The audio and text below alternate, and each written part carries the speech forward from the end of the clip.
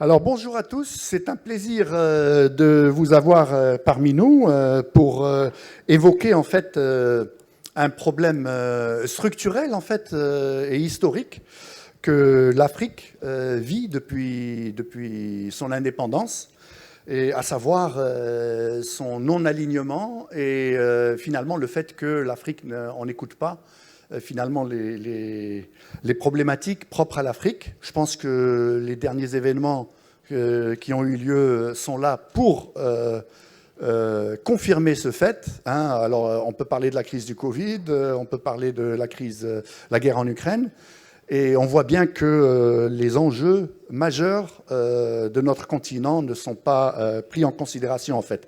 Le continent est essentiellement considéré comme un collatéral de toutes les crises qui apparaissent au niveau mondial, ce qui est totalement inacceptable, bien entendu. Alors, avant d'introduire notre panel prestigieux que nous avons aujourd'hui, je souhaiterais rien évoquer un petit peu le contexte, finalement, comment on en est arrivé là. Et en fait, on part d'un continent qui a passé des années, des décennies, voire même plus de colonisation. Et en fait, on voit que dans cette ère post-coloniale, au lieu d'avoir une administration directe, on a fini par avoir une administration indirecte parce que les États indépendants africains ont toujours dû se battre pour leur souveraineté, les frontières n'étant pas très bien définies, chaque pays ayant des ressources convoitées. Et donc on voit bien que finalement ce mouvement des non-alignés, c'était quelque part, c'est devenu un vœu pieux, pardon. Et on voit que les 120 pays qui ont constitué ce mouvement, dont l'Afrique fait toujours partie, n'ont pas vraiment réussi à décliner leurs enjeux, précisément parce que finalement c'est une histoire qui continue à se perpétuer.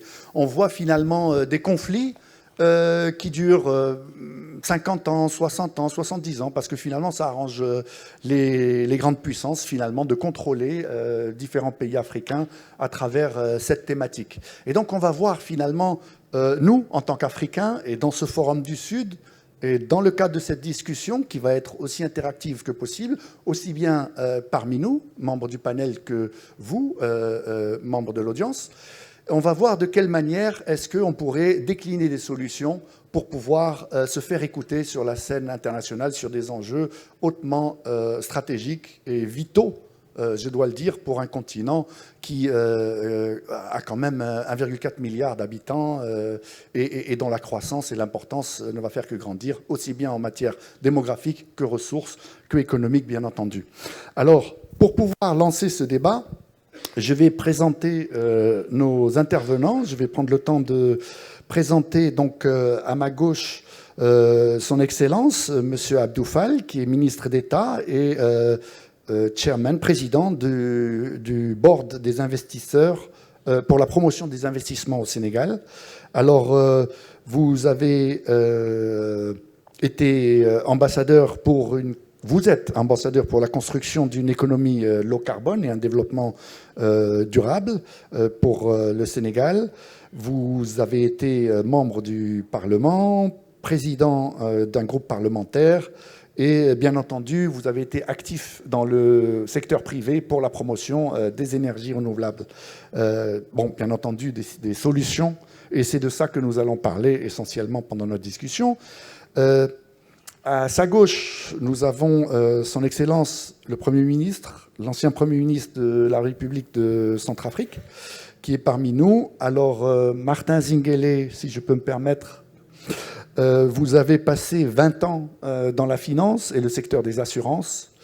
Et donc, en termes d'assurance et de risque, je pense que vous avez de quoi parler en ce qui concerne ce qui se passe dans votre pays, la République centrafricaine. Vous avez été Premier ministre de ce pays et ministre des Finances, du Budget et même de la Défense pendant un moment. Et donc, en tant que membre du Parlement et président ou ancien président actuellement de la Commission économie, finance et planification de l'Assemblée nationale de Centrafrique. Nous allons nous sommes impatients, en fait, de voir finalement comment la Centrafrique représente un terrain de tous ces enjeux et quelles sont les pistes, finalement, qu'on pourrait dégager à ce niveau-là. Ensuite, à la gauche de son Excellence M. Zingele, nous avons son Excellence M. Gbenzoar Findlay. You were, Honorable Mr. Findlay, you were appointed Foreign Minister of Liberia of the Republic of Liberia for quite some time. You presided the Senate, Liberian Senate, so you have extensive experience on lawmaking. You also have experience in business or regulation, or heading the Liberian Airport Authority. And you are obviously from the background an academic at the University of Liberia, and you steered multi-stakeholder groups on the transparency of the extractive industries and agricultural product processing. So that's very interesting. We have two, next to Mr. Findlay, we have Honorable Dr. Zanita Rawlings. So you have a familiar name for the Ghana, I must admit, so you have to enlighten us whether there is any family connection in that regard with the President Rawlings, former President Rawlings. You are a member of, parliament member, medical doctor, trained medical doctor, active for about a decade, and you have been involved in committees, parliamentary select committees in defense and interior, business, and most interestingly, obviously, because of your background, the COVID-19 technical team for your country, and besides climate parliament of the African Parliamentary Union. So those are all interesting experiences that we're eager to have your take on in the current panel and discussion. And then we have His Excellency Mr. Tuju, who was a former foreign minister of Kenya. And so you have obviously a communications background. You were a Minister of Communications as well before being foreign minister. Minister of Tourism as well. So we can see that communication, image, and business can get along very well in Africa. As in every economy that we rely on, Morocco is also highly relying on tourism sector. You were executive director of the majority coalition party of the Kenyan National Assembly, and you started your career as a communication professional, TV producer, and anchor of Kenya in your early years. And must I say, we have with us the first person to win an international Emmy Award for his advocacy film for UNICEF. So that's quite interesting background. And so we really want to look at the image that Africa portrays and how we can shape that image. But when we shape images, we must understand that most of Africa's business and economy lies in trade and exports and imports, and we see significant changes in the last years with major powers coming up in the continent. And for that, we have Honorable Ambassador Aga, who was Deputy Director General of WTO for almost a decade. So we cannot have a better source on global trade issues than Ambassador Aga. You were obviously ambassador to the WTO for almost as long, and you are obviously you come from Nigeria, must I say, major heavyweight in African politics and African economy. And you are obviously still involved as ambassador for negotiations for your country. So welcome to you all. It's a pleasure to have you on board and to be able to discuss why aren't we listened to, why are our critical needs not being heard on the global stage. And to kick that discussion, I'd like to start, if I may, with Dr. Rawlings. You, obviously, as a medical doctor, and we have all witnessed how the COVID caught everybody by surprise, and doomsday was predicted for Africa. It's like, okay, we all have vaccines, but, they're on their own. So that essentially showed, how much the international community really cared about our continent. And I think, if we're not listened to, that could be one way of starting the discussion. What is your take on what has happened, and how do you believe Africa could be heard on the global stage? Thank you. You said to make a mention about my surname, so yes, the late president was my father. Oh. Yes. I am a trained medical doctor, but I have a master's in conflict, peace, and security, so I'm very interested in that aspect of things because everything comes back down to that. Currently, Ghana's national security strategy highlights a lot of things, including the demographic dividend and the youth unemployment as major, very high indicators of what we need to be looking at. Corruption is also high up on there, and the lack of inclusivity, is also high, and that also points to the issue of what happened during COVID. COVID was the face of any other crisis, only presented differently. The factors that we saw playing out are the same factors you see out playing out when there's a war or any kind of, upheaval. And what happened was the most vulnerable in society were the ones affected the most. And we saw an increase in domestic violence, not because it doesn't exist, just in the same way as during war you see sexual violence used as a weapon. These are all things that are just basically beneath the surface of any functioning society in peacetime, which only become exaggerated in the time of crisis or war. So we saw an increase in domestic violence. We saw, an increased marginalization of the already vulnerable and poor. So those who were living hand to mouth were struggling, could not feed themselves. In our case, we had a partial lockdown for a while, which had huge effects on people's capacity to actually move, to feed themselves. And I think very interestingly, we saw the weaknesses we had in our healthcare. It exposed the weaknesses in healthcare globally, but in Ghana, it really did show up the fact that there were certain things we hadn't prepared for, because on the scanning of what we thought was possible, this was one thing we didn't see coming, even though a couple of years before we'd seen Ebola, which more or less gave us a bit of a bird's eye view of what was possible. But, so let me ask you, because we obviously all lived through the COVID crisis, yeah. And I was quite surprised because we also had our lockdowns and issues, and the whole population that was actually not part of the banking system, etc. And all of a sudden we realized that because we had to include everybody in supporting this emergency phase.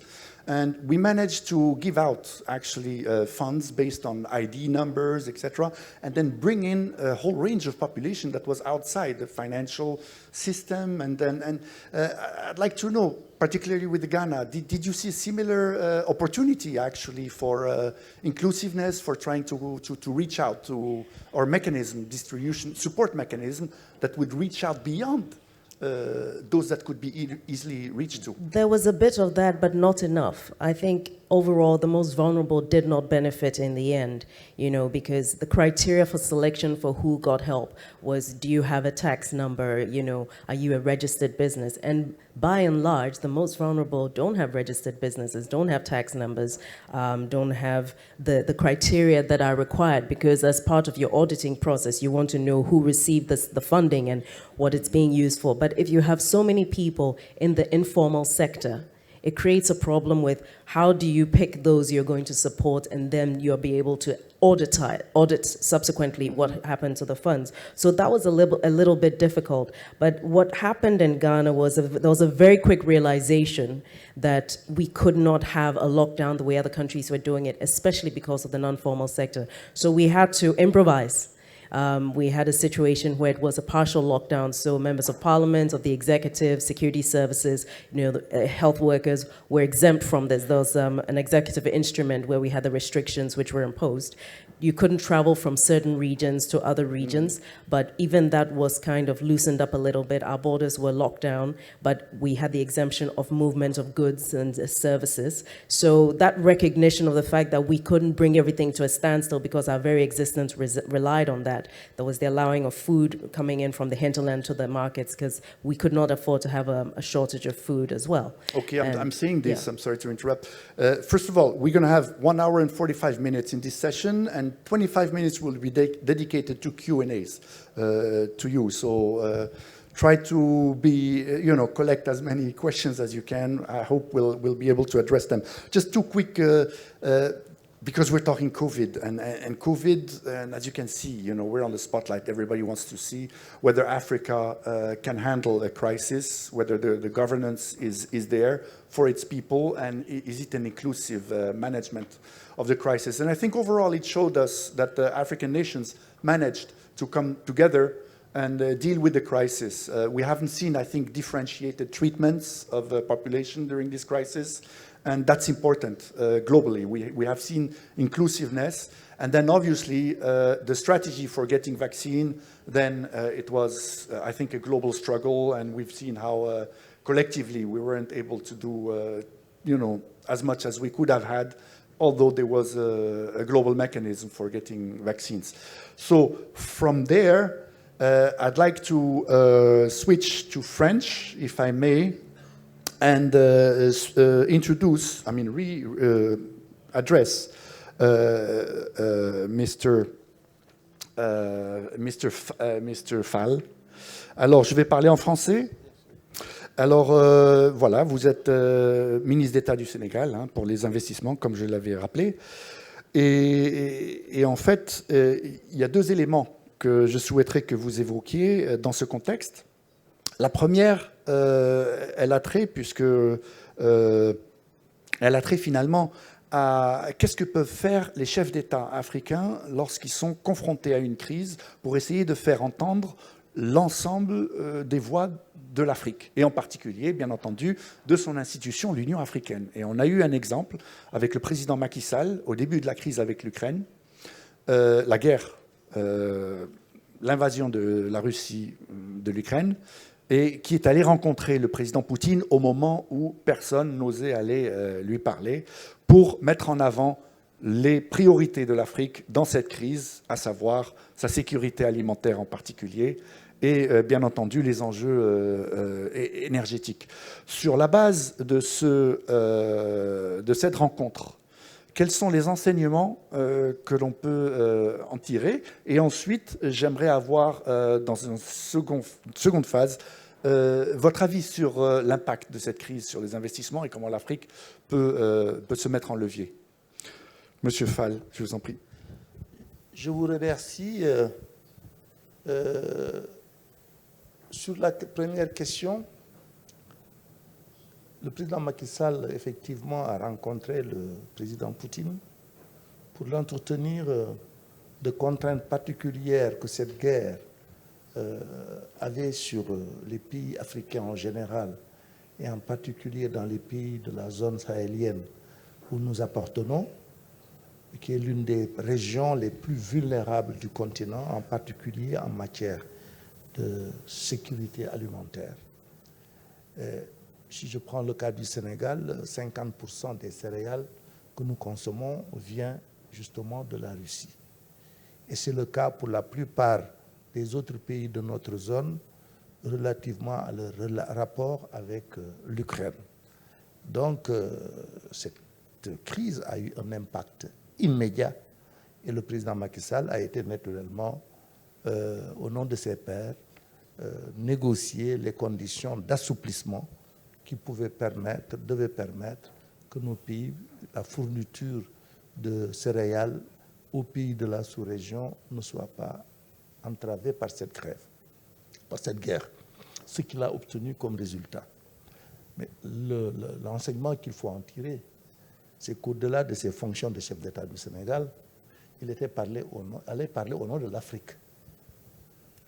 tant que l'Afrique sera capable de parler d'une seule voix et de faire porter cette voix par un des leurs, cette voix va peser et cette voix va compter.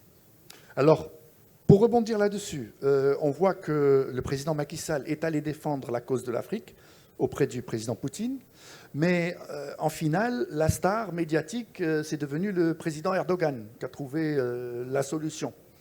Alors, on se demande quelque part dans cette couverture d'un début de dénouement de cette crise, comment ça se fait que finalement l'Afrique a été utilisée pour initier le processus, mais n'a pas été associée dans la résolution ou un début de résolution de cette crise. Utiliser le mot me paraît un peu fort, parce que cette initiative, lorsque le président Macky Sall la prenait, elle l'a prise au nom des chefs d'État du continent. Donc ce n'était pas un président d'un pays qui allait parler à le chef d'une nation, il y allait au nom de l'Afrique tout entière, et c'est ça qui a fait le poids du propos. Et je pense que la première leçon qu'on doit en tirer, c'est que de plus en plus, sur des grands sujets à enjeu international et mondial, il est indispensable que l'Afrique apprenne à parler d'une seule voix. Maintenant, vous savez, on est dans un monde très particulier où on est dans des processus de recomposition, de repositionnement, où de nouveaux pôles apparaissent. Les BRICS sont là, il y a des sous-puissances qui se battent pour se frayer une voie et avoir une place au soleil, maintenant avec tout ce qu'il y a derrière. Mais ce qui compte en définitive, en ce qui concerne ce problème ponctuel de la fourniture de la nourriture aux pays qui en avaient besoin, l'objectif qu'on s'est fixé, c'était que le résultat soit au rendez-vous. Ce qu'on a eu. Maintenant que d'autres essaient d'en faire une occasion de se faire, je ne dirais pas voir, je ne peux pas être inélégant à l'égard de dirigeants du monde, en face une occasion pour se positionner, bon, ça aussi, on ne peut pas y faire. C'est aussi le jeu politique. Alors justement, dans ce jeu politique, et on reviendra sur les investissements par la suite, parce qu'on a le commerce d'abord, qui va nous éclairer un petit peu sur les enjeux de l'investissement sur le continent, c'est simplement pour dire que finalement, le président de Macky Sall et le président de l'Union africaine, quelque part, auraient pu mériter d'être aussi participants ou au moins présents au niveau médiatique lors de la résolution de la crise. C'est un petit peu pourquoi on ne se fait pas écouter. Hein. C'est l'objet de notre panel. Oui, alors le panel. Pourquoi on n'apparaît pas? Voilà, alors bon, écoute, en vérité, il faut distinguer la situation globale des situations ponctuelles. La situation ponctuelle, c'est qu'il fallait débloquer des choses, et ça a été fait. C'est ça le résultat. Maintenant, le contexte global, c'est ça le sens de notre propos aujourd'hui. La réalité actuelle du monde, c'est qu'on est dans un monde en bouleversement, comme vous le dites, et c'est un monde en crise. La réalité objective de notre contexte, c'est que nous ferons face à une situation caractérisée d'abord par la crise du système économique mondial. C'est au moment où le monde a développé les capacités de production de richesses, comme on n'en a jamais eu autant la possibilité, que les inégalités à l'intérieur des nations et entre les nations ont été aussi flagrantes. Ce qui est une source objective de tensions, de crises et de conflits. Surtout que les riches deviennent de plus en plus riches et les pauvres deviennent de plus en plus pauvres et le nombre de pauvres s'accroît. C'est cette crise du système économique mondial, de l'ultralibéralisme, qui a été une des bases des phénomènes que nous vivons. Deuxième phénomène, c'est la crise de la démocratie représentative. Le modèle de démocratie tel qu'il fonctionne jusque-là, depuis la Seconde Guerre mondiale, ne correspond plus suffisamment aux attentes des peuples. Les peuples souhaitent de plus en plus une démocratie plus participative, plus délibérative. Et derrière les puissances coloniales, ex-puissances coloniales qui ont dominé le monde dans le cadre de la mondialisation, développent également une vision civilisationnelle qui ne correspond pas à la vision de l'écrasante majorité des membres de la planète et ils veulent s'appuyer sur leur puissance pour imposer un modèle et une vision. C'est tout cela combiné à quoi s'ajoutent les crises ponctuelles. Nous avons récemment la Covid, plus récemment la question de la guerre d'Ukraine. Tout ça combiné vient aggraver les choses et aujourd'hui le monde est en train de traverser un moment populiste, un grand moment populiste, dû justement à cette absence de solidarité et une gestion concertée et dans la co-responsabilité. C'est pourquoi le débat sur le nouvel ordre mondial, international, est un débat fondamental. Et si, tant qu'on ne le réglera pas, on sera confronté aux crises, aux convulsions qui peuvent déboucher aussi sur des conflits. Alors on prend la crise telle qu'elle est, le populisme, et dès qu'on parle de populisme, on parle de population, on parle bien entendu d'opinion publique, et je pense que c'est une bonne introduction finalement à son Excellence, Monsieur le ministre des Affaires étrangères, l'ancien ministre des Affaires étrangères du Kenya. So I'm going to switch to English. We talked about populism, we talk about expectation of people, and we're talking about essentially opinion making and influence making over the world over, and also on the African continent. So, as you are essentially started as a media person, I'd like to have your take on first of all two dimensions. The first dimension would be globally, I did mention that President Macky Sall was in Sochi to present the problem, was not associated to highlight his role when the solution was reached. And internally, how actually the issue of populism is being treated and handled in our respective countries to try to address actually the fact that we're not listened to globally. Well, thank you for your very kind... In a nutshell. Thank you for your very kind introduction. I think if you want it in a nutshell, I'll be more dramatic about it. I grew up in a village in Western Kenya by the shores of Lake Victoria. And the little I remember is that whenever we had a gathering of people, big discussion in the village, and there was a pecking order whenever there was a gathering to discuss, say, major issues concerning the village. And the person with more cows, because our riches was measured in cows, and the person with more cows got better seating area, and even if they were very foolish, they were listened to. And it's the same in the world stage. It doesn't matter how morally right it is, but the rich nations always get the opportunity to have their way. It doesn't matter how much noise we make, what we think, and so forth. And I remember in recent times of the United Nations, the United States was campaigning for Japan to join the Security Council. They didn't campaign for Africa. Africa doesn't have a seat there. But they wanted Japan to join the Security Council. Now, they're not so much campaigning about it because China has taken over. And Japan's fortunes are kind of dwindling. So really, this is a reality check for all of us in Africa that, yes, we may want to be heard, we may want to have a voice, but for as long as we remain dirt poor, our chances are very minimal. So I think as much as we try to put pressure to ensure that our voice is heard, but we have to chew gum and walk at the same time. That is, we have to address our poverty issues so that we become richer, because when we are richer, we will get a seat on the table. Looking back at my days as a media person and being a media scholar, I remember when there was an air crash in Cameroon. It was Kenya Airways which crashed in the Cameroon, and everybody was lost, over 100 people on that 737 Boeing aircraft.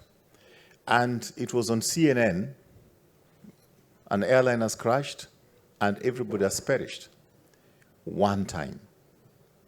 After CNN and journalists at CNN in Atlanta learned that those who are dead were just Africans, mainly Nigerian traders going into the Middle East or to China to, to trade, that was the end of it in the international media. We were the only ones in Kenya who were covering the story because it was Kenya Airways. But that is the reality that we face as a people, that when you are dirt poor, you really don't matter. Whether that is in the village, Baraza, in my village, the foolish person gets to be heard. Just like recently, when we had COVID, we had some president, I don't want to mention his name, you probably know his name, but he was lecturing the world on how maybe some disinfectant can help treat this matter. Thank you. Yes, so you did mention, obviously, air crashes. It's interesting that, one of your neighbors almost brought down a Boeing company on a 737 MAX issue. So, there are some leads that can go very far, obviously, when it comes to get our voices heard, because obviously everybody feels concerned. And so in order for African countries to address an issue that everybody feels concerned, I mean, we have some global issues. We have climate change, the effect of climate change over the continent, and subsequent destabilization and migration issues. Those are going to come up, but they don't tick as fast as airline travel or safety, for sure. But where I'm also would like to get to is the fact that you mentioned, he who has most cows gets more herd. We have another issue in Africa, is because our respective countries, we all have issues, sovereignty issues, border problems, internal struggles, regional struggles. We've come out of them. Sometimes they're frozen and last forever.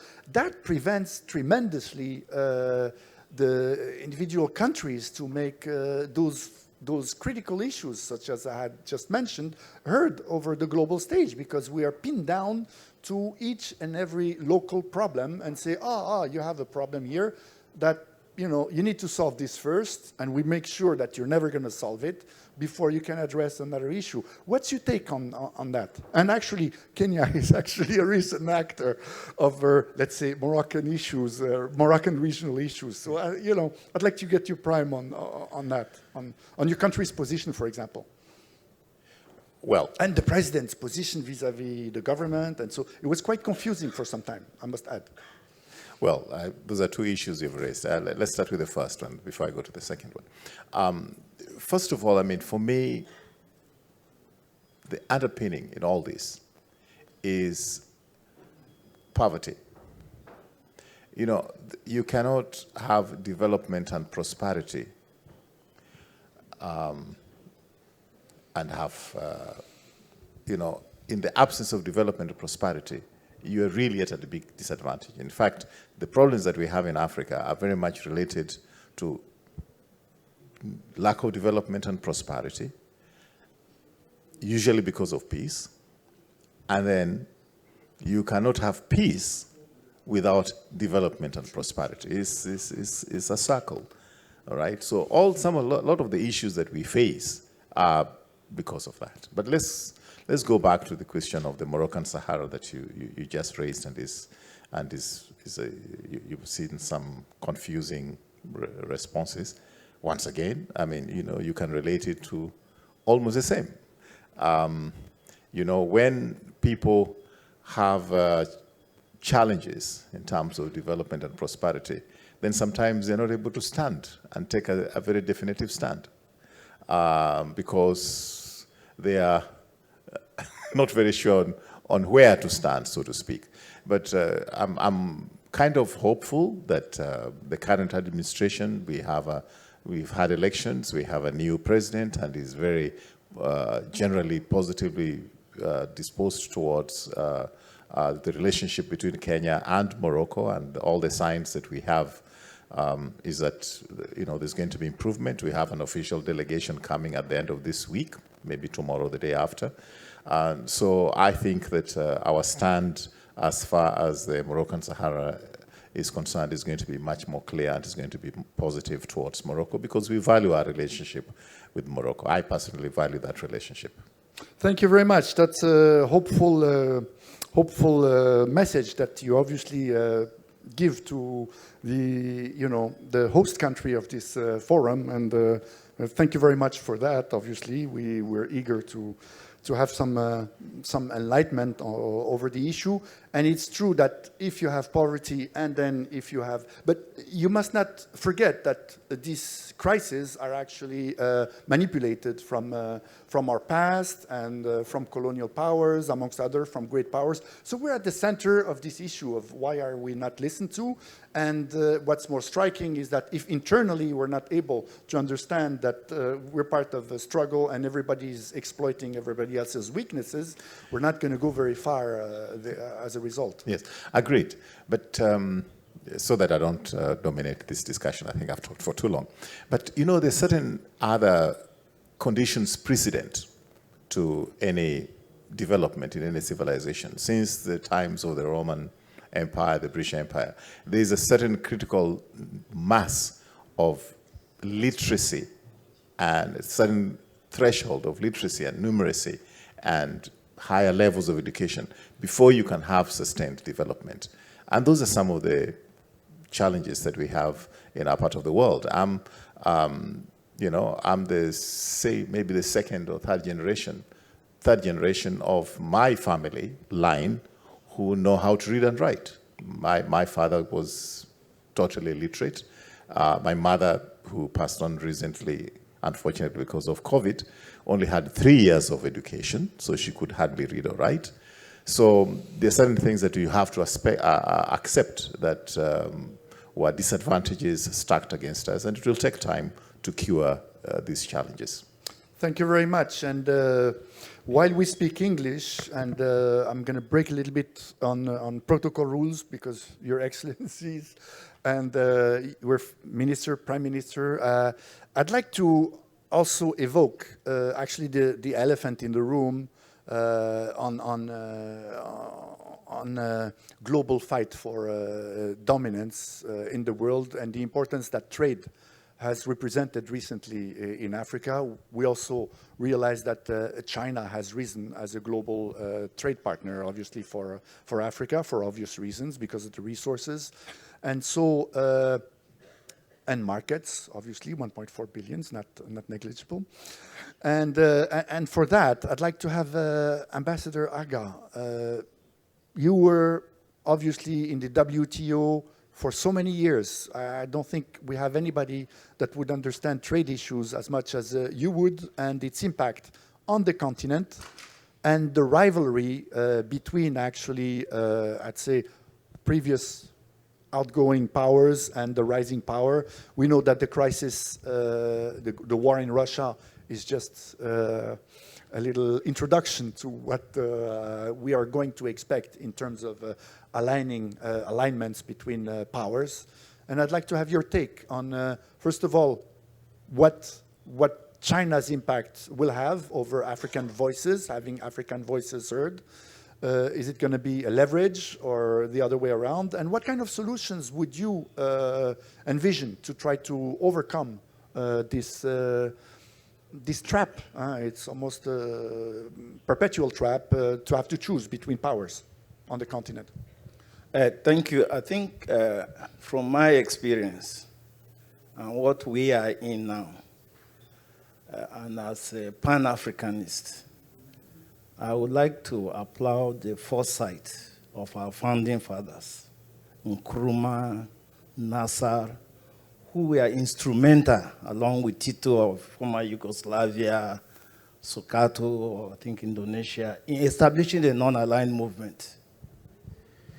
The unfortunate thing for us is that while it gave us esteem, self-esteem, integrity, and honor as a people, it created an environment where the then two bipolar powers could manipulate and kind of undermine our development. So we forgot really that nobody is unaligned. It's non-aligned. We're all aligned. I could say, it's just like our internal domestic politics. I could say, I am a political. But on the day of election, I have to cast a vote for somebody. So it shows an orientation.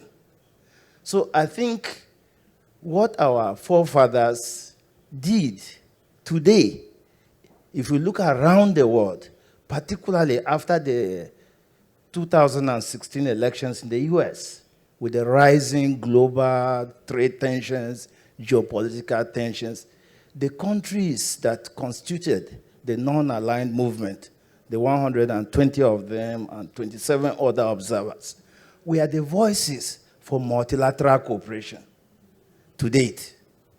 And while you could see people moving out of multilateralism in Africa, we thought coming together to create, for instance, the African Continental Free Trade Area was a way to go.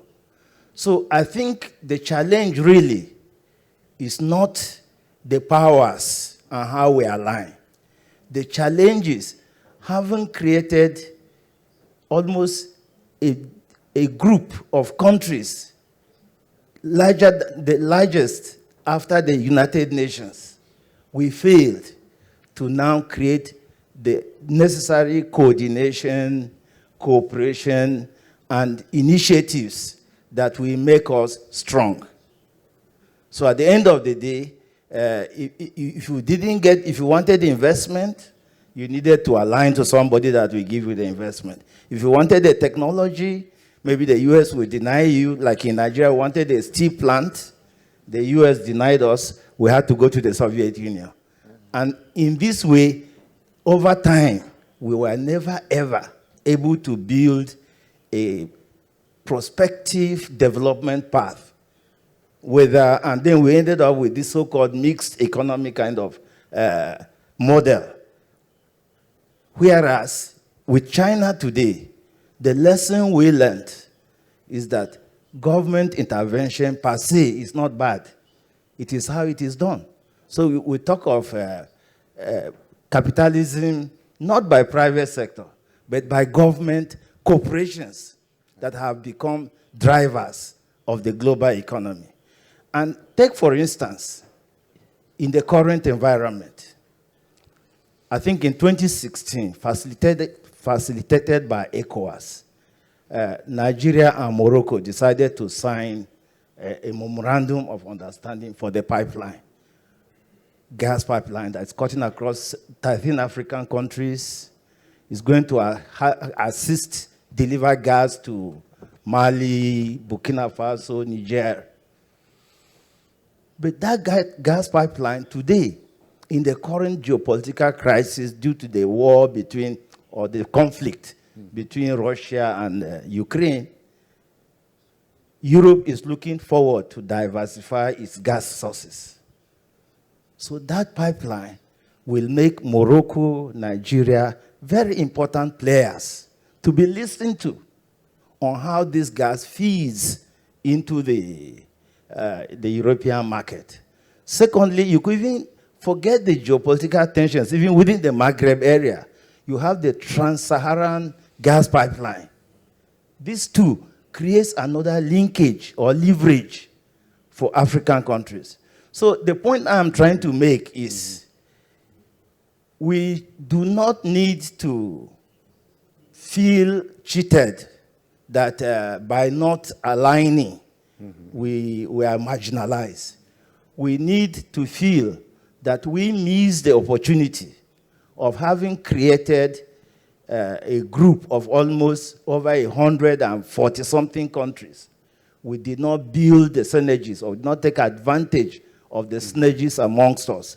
We did not pool our resources. We did not try to get our strength together to leverage on how best even the major powers will recognize us. This is outstanding. So China will recognize us if we are strong. The US will recognize us if we are strong. And the rest of the Western world will recognize us if we are strong. This is outstanding because you've just shed the light on Nigeria's strategy, which we have problems understanding on the gas pipeline politics. And it is definitely better to have two different options and then to leverage on those options and say, okay, what do you want? Do you prefer this or that? And just on the Nigeria, Morocco, Europe pipeline, it's interesting to see that the go, no-go decision has been fast-forwarded. It was supposed to happen in 2027, according to Moroccan officials, which I asked officially in March.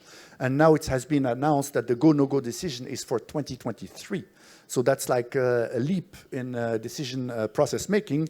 And you did mention the importance of both Nigeria and Morocco in this process, but I'd like to have the take of countries that are between Nigeria and Morocco, such as Liberia. And so what, Nigeria-Morocco pipeline, what would be the benefits for a country like Liberia? And if you can talk perhaps of your neighbors. I mean, I know that Ghana, we cannot even talk about Ghana because they're already connected to that pipeline. So, what kind of added value does it provide to you, obviously to Senegal as well?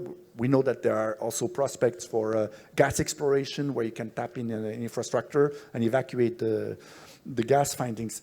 Please enlighten us on Liberia's position as far as this is concerned. Thank you. First, let me congratulate you and the Amadeus Institute for hosting such a wonderful forum to bring some attention to the voices of Africa. And your country in particular. Yes. With the presence of President Weah was here also to grace the occasion, my former boss. The issue of energy and the transportation of energy is a big issue for, I think, Africa, not only the West African pipeline, and the significance of that. What is the impact it's going to have on the economy of West Africa? In particular, if I were to speak about Liberia, the challenges will be, we have the urban areas. Most African countries, in fact, all of us, have urban areas, cities, and we have the rural areas. And in our economy, in our country, the rural people don't receive much benefit from infrastructure.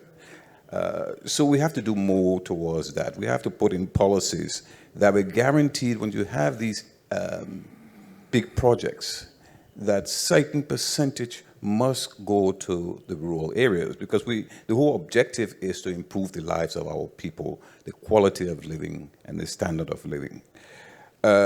So the pipeline is going to be of major interest to West Africa, especially for offshore exploration in terms of gas, natural gas, as well as oil, correct. So those are benefits that I think we are beginning to see coming forth from a result of the war in Ukraine.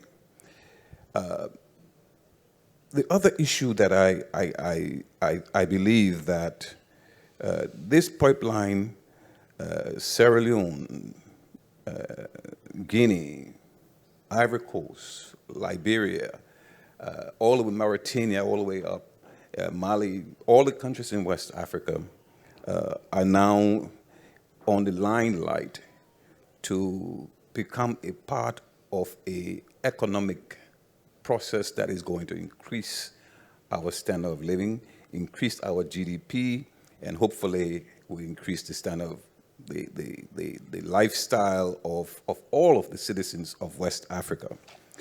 But, to do that, the issue of our voice being heard, it's a big issue. We are not on the Security Council.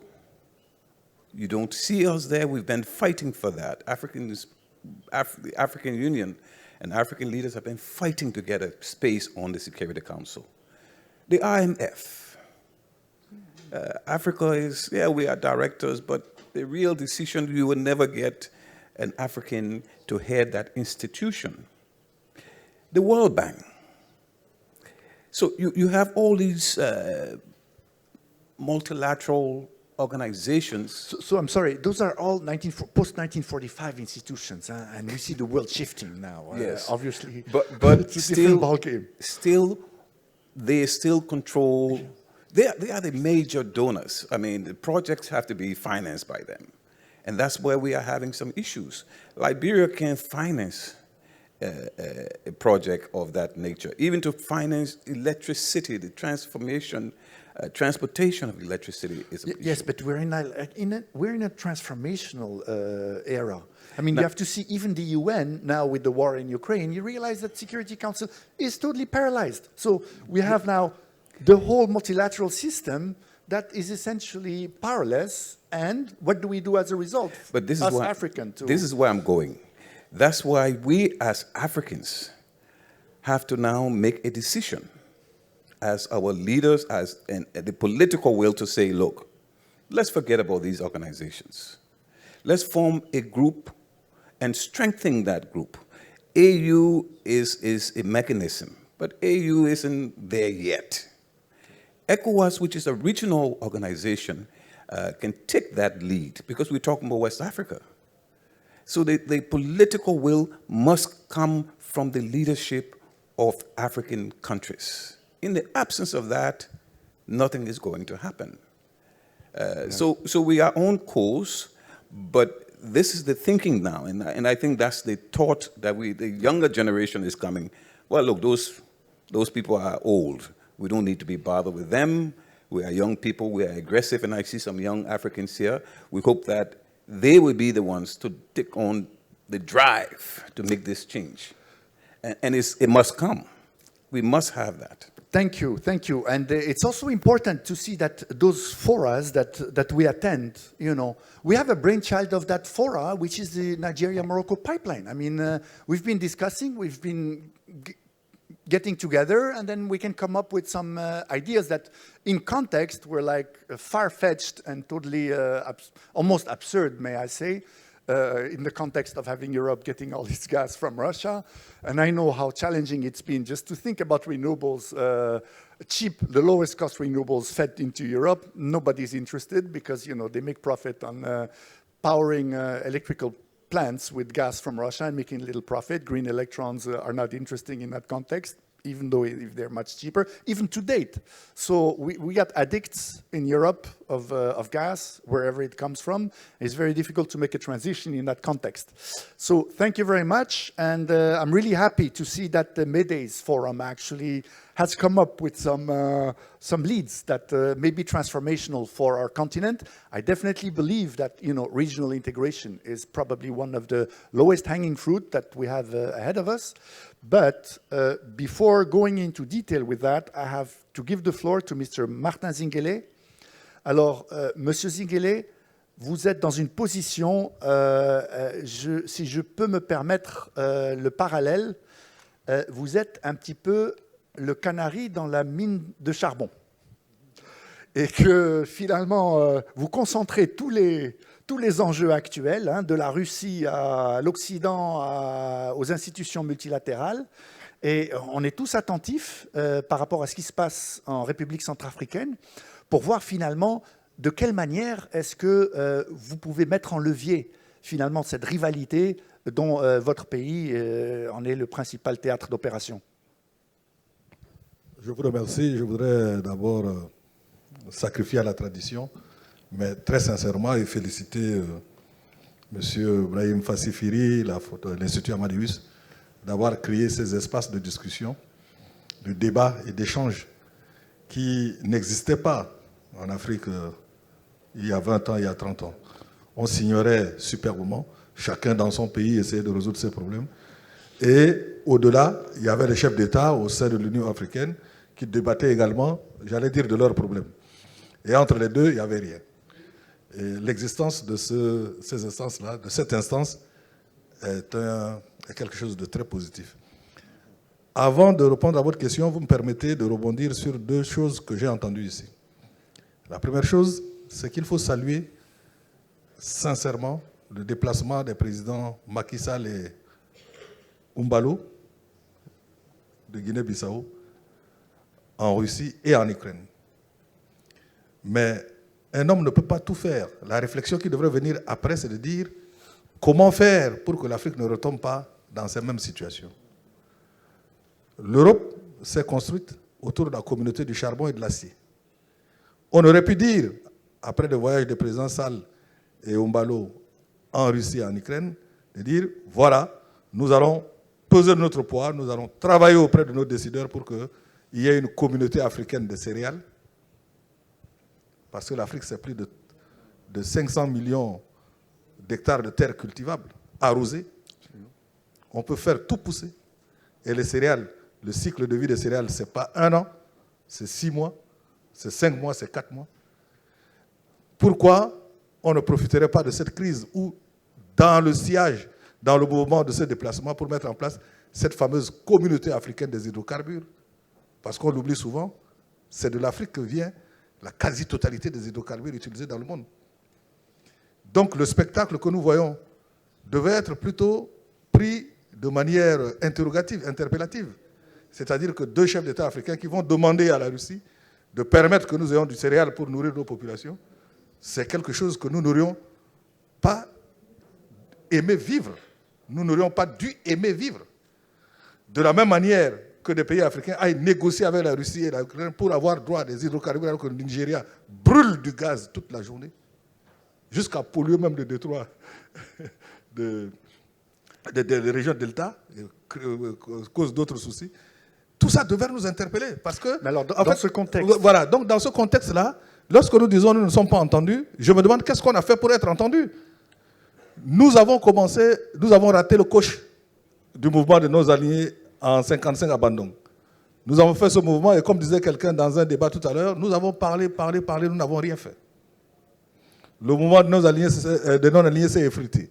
Puis après, on a mis en place l'Organisation de l'Unité africaine. Il y avait 2 débats.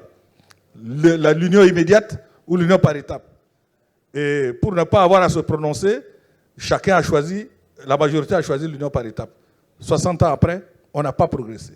Alors, des solutions techniques. Je vous donne un exemple. Donc, pour la sécurité alimentaire, vous savez que le Maroc détient 72% des réserves mondiales de phosphate. Oui. Il est très actif pour... Oui, je sais, je connais le CP, en Afrique pour développer... Je sais ce que le Maroc fait en matière d'intégration africaine, mais le Maroc en matière seul... de sécurité alimentaire, voilà. Est-ce qu'on ne pourrait pas utiliser ça comme on peut utiliser ça, on peut utiliser d'autres canaux. Je peux vous dire qu'il y a des pays africains qui sont pratiquement vides et qui ont des terres cultivables. Les investissements que nous faisons dans d'autres domaines, nous aurons pu le faire dans l'agriculture pour être autonomes, au moins pour l'alimentation. Ça, c'est des pistes de réflexion que nous devons avoir. Je le dis parce que ça m'interpelle. Ce que nous disons aujourd'hui, comme a dit le ministre, mon frère, le ministre Finlay, nous ne le disons pas pour nous. Nous sommes pratiquement en fin de cycle maintenant. Nous le disons pour ces jeunes-là, pour qu'ils comprennent que Dieu nous a tout donné. Mais nous parlons beaucoup et nous n'agissons pas par rapport à ce que nous avons entre les mains, les actifs que nous avons entre les mains. Nous ne faisons pas, nous ne les mettons pas en poule, comme disait M. Aga, pour les fructifier. Ça, je pense que nous devons dire cela. Deuxièmement, ce qui se passe en Centrafrique, en République centrafricaine, qui est mon pays, par rapport à nos relations à la Russie, ce n'est pas quelque chose de réfléchi, de structuré. Ça, il faut le souligner. C'est une situation opportuniste. Nous étions sortis d'une guerre civile. Et nous avons fait des élections en 2015. Moi-même, j'étais candidat. J'ai été battu. Mais, au jour où on faisait la prestation du serment du nouveau président, l'armée française qui avait un détachement dans notre pays a décidé de partir. Et on se retrouvait devant un vide. Et lorsque vous êtes un État fragile, vous êtes devant un vide sécuritaire, la première personne qui vous propose de l'aide, vous l'attrapez comme quelqu'un qui veut se noyer. Et les Russes ne se sont pas engagés en tant qu'État russe sur le front France-africain. Ils ont utilisé une société de mercenaires, Wagner. Et c'est ça qui cause le problème aujourd'hui. Donc ce n'est pas un modèle. Ce n'est pas un modèle à promouvoir. Ce n'est pas un enjeu de diplomatie. Ça n'apporte pratiquement rien au peuple centrafricain. Ça, je peux vous le dire parce que je viens directement du pays. La problématique, ce n'est pas le monde tel que nous l'avons aujourd'hui. Monsieur Fenley l'a dit rapidement, et vous l'avez interrompu, mais ce que nous avons aujourd'hui comme architecture du monde, c'est l'architecture de 1945, les vainqueurs de la guerre de la Seconde Guerre. Ce sont ces vainqueurs-là qui continuent à se disputer un peu plus d'espace que hier, qu'avant-hier, etc., en nous utilisant. Donc ce qui se passe en Centrafrique n'est pas une solution. Et ne peut pas être une solution.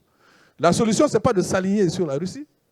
Et d'ailleurs, quelqu'un dirait, si on s'alignait sur la Russie en tant qu'État, ce serait peut-être gérable. Mais on s'aligne sur un groupe de mercenaires, de Wagner, qui font une pression intolérable sur l'État et qui sont là pour gagner de l'argent, parce qu'un mercenaire, c'est un commerçant, en fait. Sauf que le commerce qu'il fait, c'est le commerce de la mort. Et il veut être payé. Et il s'organisera pour être payé. Et c'est là la question. Non, ça ne peut pas être un exemple, et je tiens à le souligner. Ce que nous devons faire, c'est de faire ce que nous n'avons jamais voulu faire, c'est d'accepter l'abandon d'une partie de la souveraineté de nos États au sein d'une Union africaine efficace qui agisse par programme avec des agences de développement pour mettre en œuvre des projets communs dans l'agriculture, dans le transport, dans l'énergie, etc., etc. Hier, vous avez suivi nos frères, j'allais dire nos compatriotes de la face est de l'Afrique, ceux qui venaient de Zambie, de Malawi, de Kenya, ils ont dit que pour venir au Maroc, ils ont dû passer par soit Dubaï, soit Ankara. Istanbul, probablement. Ou Istanbul, pour venir au Maroc. C'est ça les défis de l'Afrique. C'est ça les problèmes de l'Afrique. Nous avons tout pour avancer, pour donner de l'espoir et donner de quoi vivre à nos populations. Mais le problème, c'est qu'il faut que nous soyons concrets, que nous travaillons beaucoup et que nous parlions peu. Or, il me semble que nous faisons l'inverse, c'est-à-dire nous parlons beaucoup et nous travaillons peu, avec peu de résultats. Donc la solution, c'est que nous avons constamment... Regardez la littérature économique africaine depuis 20 ans. Chaque fois, nous justifions nos échecs par des chocs externes. Mais les chocs externes, ça existe depuis que l'économie existe. Il y a des solutions qui se développent graduellement. Voilà, donc j'ai été peut-être long, mais c'est pour vous dire que moi, c'est plutôt un cri de cœur. Oui, mais les solutions, on commence à voir, ce sont des solutions d'abord techniques, et c'est des solutions régionales, subrégionales. On voit que finalement, vous prenez même la logistique aérienne de l'Afrique. Bon, le hub de l'Afrique de l'Est, il est orienté à Dubaï et Istanbul. Vous savez très bien qu'il y a un hub d'Afrique de l'Ouest qui se trouve à Casablanca. Et qui est orienté vers l'Afrique. Donc, il y a aussi des limites géographiques, et on voit à ce moment-là que finalement des regroupements régionaux sont assez pertinents dans ce contexte pour essayer de graduellement, vous avez mentionné la CECA, et graduellement voir de quelle manière ces groupements régionaux, sur la base d'intérêts communs et sur la base de solutions techniques concrètes, peuvent être mises en œuvre et servir graduellement à consolider notre voix sur la scène internationale. Donc, il y a bien entendu le débat qui est utile, mais dans le sein de ce débat, il y a peut-être des solutions qui émergent. Il y a des solutions qui émergent, il y a des choses qui se font, mais je dirais que l'Afrique n'attend pas que nous prenions le temps de la discussion, du débat pendant très longtemps. La Chine, 1,4 milliard habitants, 400 millions d'habitants. L'Afrique, 54 États, 1,4 milliard habitants. Chaque entité, 18% de la population mondiale. PIB de la Chine, 18% du PIB mondial. PIB de l'Afrique, 3% du PIB mondial.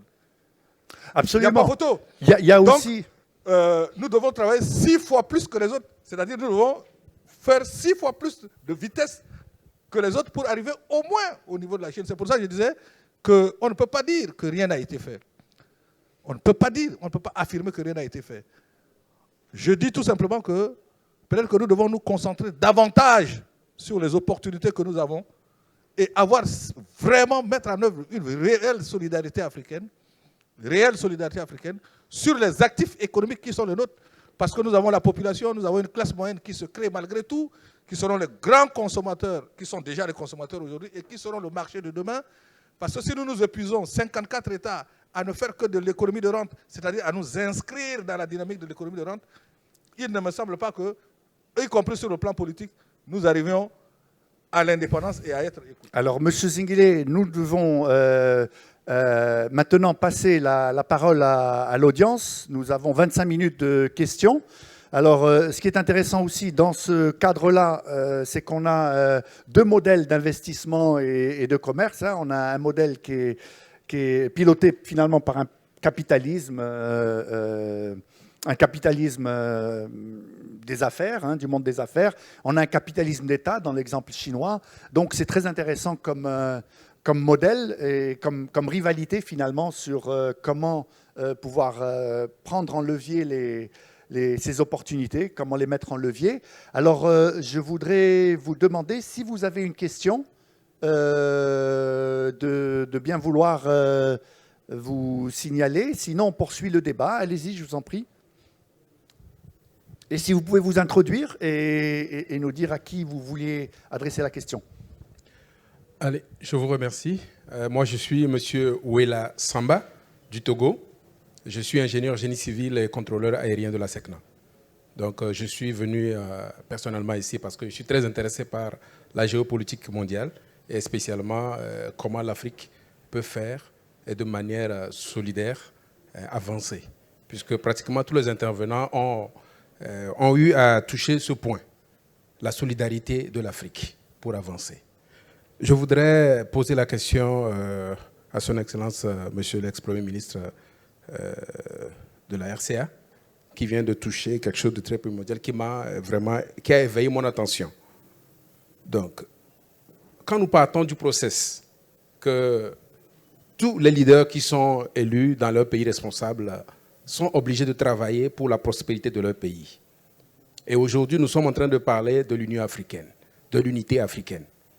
Quelle stratégie, selon vous, pouvons-nous adopter pour changer la mentalité de tous ces leaders? Puisque au Togo, je suis fier d'être Togolais. Et si je suis un leader, je travaillerai pour les Togolais. Au Sénégal, je suis fier d'être Sénégalais. Et si je suis élu, je travaillerai pour le Sénégal. Comment nous pouvons changer cette mentalité pour que dorénavant, si je prends la parole pour me présenter, que je dise que je suis africain venant du Togo et non que je suis Togolais et membre de l'Afrique. Je vous remercie. Monsieur Zingile. Je vous remercie. C'est une question, je pense, qui ne s'adresse pas qu'à moi seul. Ça s'adresse à tous les Africains qui sont ici, que nous sommes tous ici. Je voudrais dire d'abord que lorsque vous faites des choix stratégiques, il faut avoir le courage de dire que vous avez fait des mauvais choix lorsqu'à l'évaluation des résultats, il n'y a rien à donner. Le débat a commencé il y a 69 ans ici, à Casablanca, au Maroc. Il y avait deux tendances. Il y avait le groupe de Casablanca qui voulait l'union immédiate de l'Afrique. Un seul État, une seule politique économique, une seule stratégie diplomatique, sécuritaire, tout ce que vous voulez. Et il y a un groupe d'autres qui disaient non, que dans la savane, il y a les éléphants et il y a les gazelles. Et les éléphants sont dignes, majestueux et qui vont lentement et qu'il faut faire les choses par étapes. 67 ans après, 69 ans après, 70 ans après, nous discutons de l'efficacité de l'Union africaine. Ça veut dire que nous n'avons pas fait le bon choix. Ça, d'abord, il faut le reconnaître. Maintenant que nous reconnaissons que nous n'avons pas fait le bon choix, il ne faut pas fusiller tous ceux qui ont fait le mauvais choix. Il ne s'agit pas de cela. Il s'agit de réparer. Comment réparer? La réponse ne peut être que personnelle. Je ne sais pas comment on peut faire avancer la cause africaine, c'est-à-dire faire en sorte que nous nous définissions d'abord comme Africains, avant de se devenir comme Centrafricains ou Sénégalais ou Togolais, c'est d'accepter dans un mouvement d'ensemble qu'il y ait un abandon partiel de souveraineté, au moins sur les questions économiques cruciales. Par exemple, la question des hydrocarbures, par exemple, la question des céréales dont je viens de parler. Si, avec les bras que nous avons, quelqu'un disait hier que sur les 1,4 milliard d'habitants, il y a 1 milliard de jeunes. Ça fait 2 milliards de bras. Si 2 milliards de bras, pour se nourrir, doivent aller demander à un pays en guerre, qui a moins de 50 millions de bras, de libérer le commerce de céréales pour qu'il puisse survivre, mais vous convenez avec moi qu'il y a un problème. Parce qu'il faut que nous soyons vivants avant de parler de l'avenir et de la politique. Et je pense qu'il y a un problème réel d'être concret. La Chine, la différence qu'il y a entre la Chine et nous, j'ai pris l'exemple de la Chine, c'est que la Chine a utilisé une idéologie qui a échoué politiquement, mais qui est efficace en matière de mobilisation de la population. Parce que si la population n'est pas mobilisée, sensibilisée et éduquée pour construire l'Afrique, nous n'y arriverons pas. Vous êtes venus du Togo, mais combien de jeunes Africains sont venus de leur pays pour venir entendre parler de l'Union africaine? Je ne parle pas du Togo que je connais, j'ai vécu près de 12 ans au Togo. Mais je prends l'exemple de mon pays, la République centrafricaine. Si vous demandez à un centrafricain, à un jeune, même étudiant, vous lui dites, la capitale du Maroc, c'est où? Je suis sûr qu'il vous dira Casablanca. À cause de la conférence? Non, à cause de l'avion Royal Air Maroc qui part de Bangui à Casablanca. Très peu de gens vous diront Rabat. Et si vous lui dites, citez 3 villes du Maroc, il est perdu. N'allez plus lui demander quelle est la capitale de Malawi ou de la Zambie. Parce que là, c'est complètement en dehors de ces radars. Donc, il faut connaître l'Afrique. Pour penser l'Afrique. Pour proposer l'Afrique, pour concevoir l'Afrique et pour construire l'Afrique. Voilà, je ne sais pas, j'ai été long, mais merci. Non, la question ne s'adresse pas à moi seul. Parfait, absolument. Voilà. Je vous remercie. Je pense que M. Aga voudrait... Voilà, vous... Well, I just wanted to come in on this. And I say this with every sense of responsibility. East Africa today remains a good example on how Africa should approach its integration. I say this because in less than 10 years, all of us who are familiar with East Africa can witness the level of integration between Kenya, Rwanda, Uganda, Tanzania, and now you have more neighboring countries wanting to join. But how did it happen? It wasn't by accident. And anybody can tell me if I am wrong. It required the heads of states of these countries meeting almost once every week on this program. Where are we? Why has this not been done? That kept the officials, the regulators on their toes. Nobody held back because the president was the one asking, where are we? So part of the problem we have in Africa, we get the best of designs of these programs, even including the African Continental Free Trade Area. But we leave it to the directors, generals of customs, the heads of the standards bodies, the heads of the competition commissions, and they have their own way of setting their priorities and transition periods, which may not be in sync with the movement and expectations of the business community. So let's hope that heads of state from Togo, Nigeria, Benin, Ghana, we used to have a quadrilateral framework. Let them meet. Maybe you will get a better Abidjan-Lagos corridor. But if they don't meet, if you leave it to the customs authorities, if you leave it to the ports authorities, it's not going to happen. So you have the view from a West African to what happens in East Africa. I'd like to have your take, Mr. Tuju. Do you agree with this assessment? Yes. Can you hear me? Can you hear me? Yes. Well, thank you very much. First of all, thank you for giving us credit for having done something right. And he's very right in the sense that, first of all, what makes me a Kenyan? What makes me a Senegalese or Gambian or Malian? You know, whose definition is that? Who made Kenya? Who made Tanzania? This was done in Berlin some years ago. So the borders we have are really creations, colonial creations. They are ruler borders. They divide families. And in many instances, for example, in East Africa, we have Maasais in Kenya, Maasais in Tanzania. We have our national parks, for example. You know, the great migration is migration of animals coming from the Serengeti in Tanzania, then they're coming to Kenya to breed, and then they go back, and they have no passports. They just, it's our country, is one place. Then, you know, you have the people who are customs and immigration officers. I think they go to the same school. I think they are taught by the same teachers from the US or from the UK or from wherever they are, because they look at you the same. If you go to customs, or if you come to meet an immigration officer, even in Morocco, they treat me a little bit better because I've got a diplomatic passport. But if I had a normal passport, they look at me twice if that is via photograph. And their job is to prevent you from coming in. It's not to facilitate you from coming in. So what we found out in East Africa, for example, between Kenya and Uganda, is that the customs and the immigration officer are part of a cartel. They're part of an underground business environment. So it is not in the interest of the customs officers and the immigration officers for us to have better integration across the parties, because then they become jobless. Then the economic underpinnings that keep them rich disappears. So they are protecting their business territory.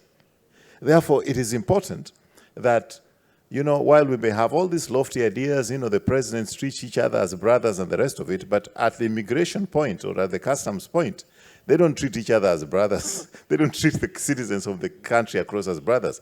They look at them as smugglers, bringing in illegal goods or illegal food, illegal maize and all manner of things.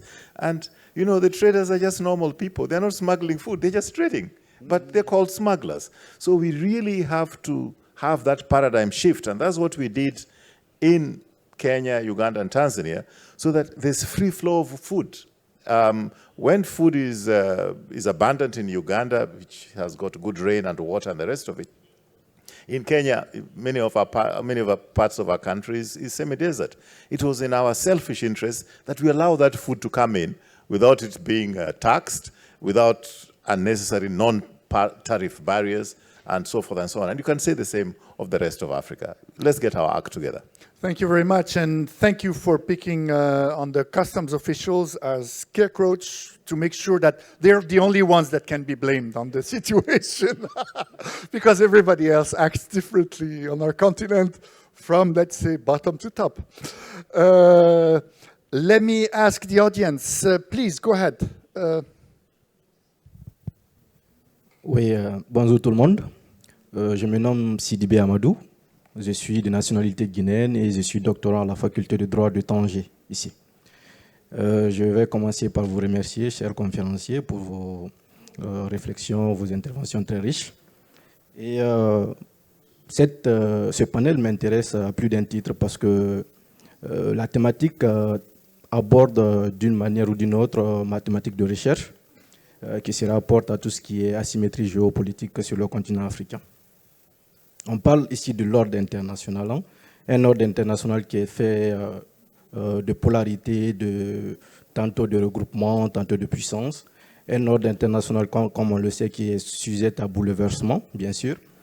Et aussi on parle de non-alignés, d'alignés, d'une Afrique écoutée ou non écoutée. La question que moi je me pose est de savoir, la question d'une Afrique écoutée ou non écoutée ne résulte pas du fait que nous sommes face à une Afrique qui est plutôt considérée comme étant un enjeu des relations internationales plutôt que vraiment une actrice des relations internationales. Lorsqu'on voit aujourd'hui la convoitise dont elle fait l'objet, la présence de toutes ces puissances étrangères sur le continent africain, comment alors comment l'Afrique ou les États africains peuvent-ils vraiment s'affirmer en tant qu'acteurs des relations internationales? C'est ma première question. Et est-ce qu'il y a possibilité, si peut-être on sait très bien que toutes ces convoitises-là nous rappellent un petit peu des menaces qu'on a connues auparavant, est-ce que l'on ne peut pas transformer cette convoitise-là en opportunité justement pour un développement multidimensionnel des États africains? Je vous remercie. Merci. Alors, please, Mr. Findlay, and then Mrs. Rawlings. I'll be very brief. Thank you. I'm a strong believer of Africa, or Africans making decisions for Africa. We have to stop this thinking of dependency on these multilateral organizations and make decisions for African making decisions for Africa. stop trying to get their attention to say they will listen to us, because we already know the impact of that. Let us listen to ourselves. Let us become more aggressive. Let us get the political will to get leaders who will promote Africa as a continent and our interests. In the absence of that, we'll come right back here in the next 10 years, the next 20 years. Some of us would have been retired, but we'll still be talking the same issue. They're not listening to us. So we need that space. We need to create it, and we need to make it effective, and we need to execute the development of Africa. I think I will stop there, because I'm much more of a aggressive person towards forgetting about those people. Yes, we don't have food today, but we can create a situation where we start to plant food for tomorrow, so that tomorrow we won't be asking them, or wouldn't be asking for their attention. Rather, they will have to come to us to ask us to listen to them. Thank you very much, Mr. Findlay. I got to reassure you, even in 10 years, we're a panel here where you are mostly veterans, so we have a program making sure that your experiences won't be wasted, and we certainly heard your plea. And with that, I'd like to pass on the floor to Dr. Rawlings. Thank you. For me, one of the elephants in the room, because we have many, is external influence or interference. We have a situation where Africa has not been given the opportunity, whether it's from slavery to colonialism to what we're seeing here, which is, in my opinion, colonialism with a different face. We have not been given a genuine opportunity in the space to develop systems that work for us. We're being forced to use the economics that don't align with the reality. We're being forced to use systems of governance that do not align with our reality, and we are constantly on the losing end. And for me, that is frustrating. Why should we want to be listened to people who do not recognize where we are starting from? We are not even starting on an even keel. If you look at the conflicts happening across the continent, if you had a map of the resources and the conflict, it's directly superimposed. Who's providing the ammunition, the weapons? Who's providing the equipment that's being used to mine, whether legally or illegally? Who's benefiting the most? We're still a continent that is providing resources. We're not being allowed the space to add value to our produce, to our products, to our mineral resources. Human capacity, our educational institutions are not being allowed fully to develop systems that really make our young people employable on the continent. So we have young people who are studying all sorts of degrees, coming out with all sorts of PhDs, which they cannot apply to the sustainable development and achievement of our vision individually and collectively as a continent. They can migrate out and then work for the and other eventually economies. We're back where we started. And for me that's frustrating, because the question I ask myself is, we're looking at issues of corruption and conflict and all of that. We have heads of states, and I'm going to be politically incorrect in what I'm about to say, but honest. We have heads of states of various countries, whether they are coming in through coup d'etats, being chastised by the rest of the continent and the rest of the world because they are not democratically elected. Why are we not seeing sanctions being imposed on countries who have democratically been elected, but between elections, the people are suffering just as much as the countries that have the sanctions being put on them? They cannot achieve their aspirations. The distribution of resources is not equitable. There is no inclusivity. Bad governance is what we're seeing between elections. But because there are elections, they are being recognized as acceptable. We need to have the honest conversations. If we're going to put sanctions on countries where they're having coup d'etats for disrupting our utopia of what governance is about, same must be done to countries that are using the constitutions to undermine the rights of their people, to deprive their people of the opportunity to aspire, and are not creating correct environments for the continent to actually develop. Otherwise, everything we're having a conversation here, we're just going around in circles. How are we going to achieve proper integration economically, politically? The language barrier, we can't get away from it. In the opening session yesterday, as I sat there with no headphones on, understanding a bit of French, not understanding Arabic, it became even clearer to me some of the obvious barriers which we take for granted because you attend and you have these earphones on. But it's a very real problem we have on the continent. In West Africa, it's been a big issue. How to get over this Anglo-Franco divide that has been an impediment, not just because of the language, but because of what's behind the language. Our arms are twisted. There is no such thing as non-aligned. Any African country dares to be non-aligned in the context of what we see today, you end up being threatened with sanctions. It is the fear of sanctions that is preventing some African countries from taking a principled position on certain global issues, not because they believe in those particular things that they're being asked to align with, but because their countries are suffering so much that that luxury of being able to say, I do not want to be a part of this, doesn't exist, because that decision alone can cost you the very lives of your people who you're hoping to protect. Those are real conversations we have to address and see how we break the mold and do something that suits us as a continent to make sure that our people, the most vulnerable, who will never be in this room, who will never know what we're discussing here, can actually reap the benefits of what it is that we're dealing with here today. Okay, so we basically have, thank you. We basically have, obviously, governance issues, and we also mentioned populism in democratically elected governments, and we see that this is a global phenomenon. This is the plague of democracy from the ancient Greek times, by the way. So we're faced with different governance models, and both have shown their limits, because that we must also recognize. We have, unfortunately, we're reaching the end of the session, and we may have about 2 minutes to perhaps 1 minute each ask a question. I have a quick response. If anybody on the floor would like, please.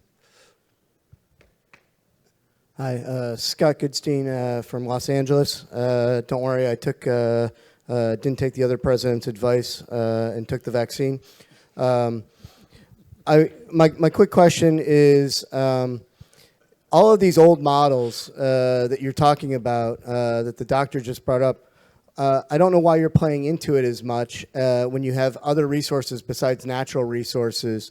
Panel yesterday was talking about the amount of cultural exports, and I come out of the technology sector, and I'm looking to places like Nigeria and Kenya. Bitcoin is quickly coming up in countries like Senegal. How come none of that is playing into this when you're just mostly discussing a pipeline? Who'd like to answer this question? Please, Ambassador Aga. And then you for 30 seconds, you know. Okay. I don't want to be immodest, but I had a colleague from Mexico in Geneva who said, if you're a developing country and you want to develop, go and fight a war with the United States.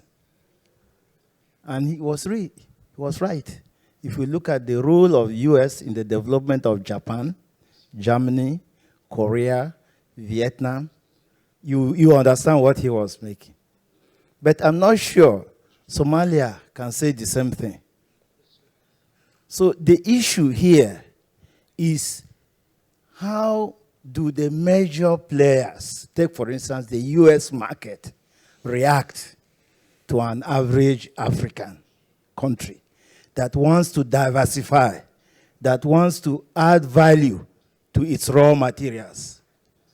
So you have AGOA, for example, but under AGOA, you have quotas for all the agricultural products that the US no longer produces, whether it's peanuts, millet, and these quotas are assigned to other countries other than Africa.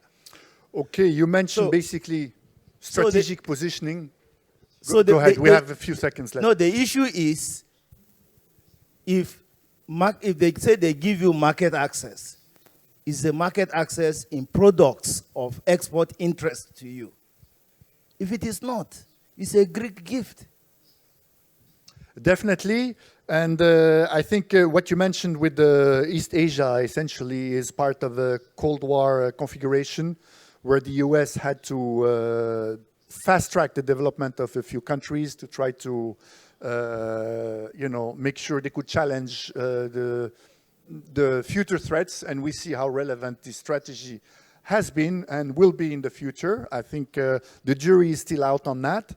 We're reaching the end of the session, and basically, if I'm being asked to wrap up, I think we've covered quite a bit of topics from governance, different governance models. We didn't go too much into investments, unfortunately. We saw the necessity, survival struggle of Central African Republic with the involvement of mercenaries that are there obviously for other purposes than any political agenda. We saw how regional initiatives, infrastructure, we talked about food security and how this could lead to some solutions. And I think ultimately, if we derive some conclusions in this panel in the last 30 seconds that I'm allowed to, is essentially we have to come up with practical solutions, technical solutions. We have the Nigeria-Morocco pipeline, we got food security, fertilizer initiatives, we've got a few low-hanging fruits, I believe, that may not be as broad and inclusive as we may wish, but they could be a good start. And we've seen from history that regional groupings have started on regional interests that were actually pooled to make sure that you could build on. And I think with that, I'd like to thank our panelists tremendously for their input and perspective on this topic. And I hope that with that, perhaps not in 10 years, perhaps earlier, we may be able to be listened to on the global stage and pay tributes to the non-aligned movements, the aspiration of the non-aligned, and what Africa has learned from it, and how it will tackle the future challenges that are immediate and that are of concern of every one of us on the continent. Thank you very much for attending the session. It's been a pleasure. And I look forward to continue this conversation in various different panels, which I hope you will appreciate. Thank you very much once more.